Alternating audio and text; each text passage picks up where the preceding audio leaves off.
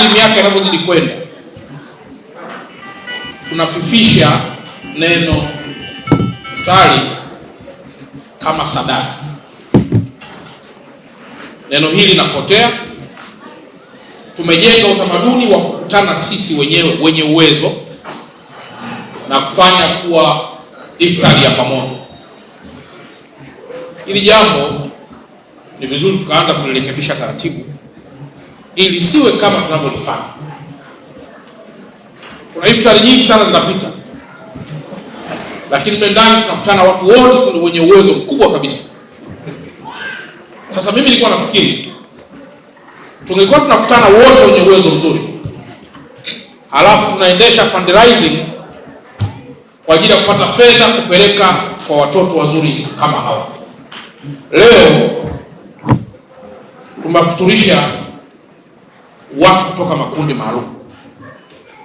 Wapo wenye ulemavu, wapo watoto kutoka katika mazingira magumu, wapo watoto ambao wanalelewa na wazazi ambao hawakuwazaa, na wala sio kwa sababu mbalimbali au zipo sababu mbalimbali. Hata juzi tumeona Mheshimiwa Rais amemwasili mtoto mmoja baada ya mtoto huyo kutelekezwa huko Nzega. Lakini hapa napo watoto wote hawa wana historia, kila mmoja na historia yake. Wapo ambao historia zao zinafanana na wapo ambao historia zao hazifanani.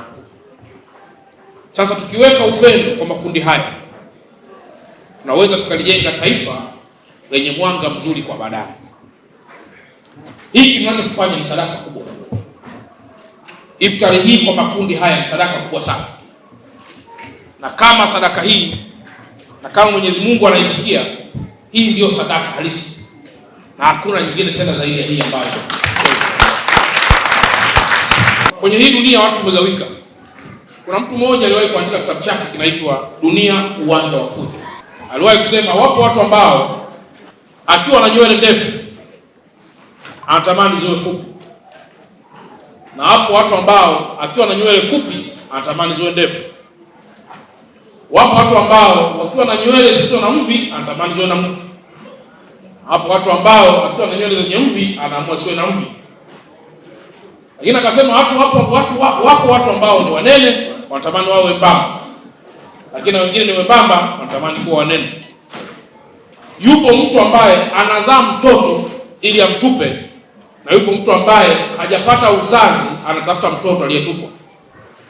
Kwa hiyo kwenye hii dunia tunaita dunia ni uwanja wa fujo. Sasa kikubwa ni kushika mawaidha ya mtume wetu ili tuweze kuyaishi yale mema, na baada ya kuyaishi hayo mema, nadhani hata huko mbinguni tutapata urithi ulio sahihi. Kwenye vituo hivi maombi ambayo mmenipatia nitafika.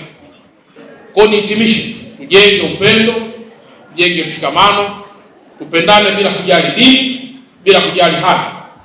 Mimi leo ingelikuwa ni kujali hadhi, ningelikwenda kwenye zile saba.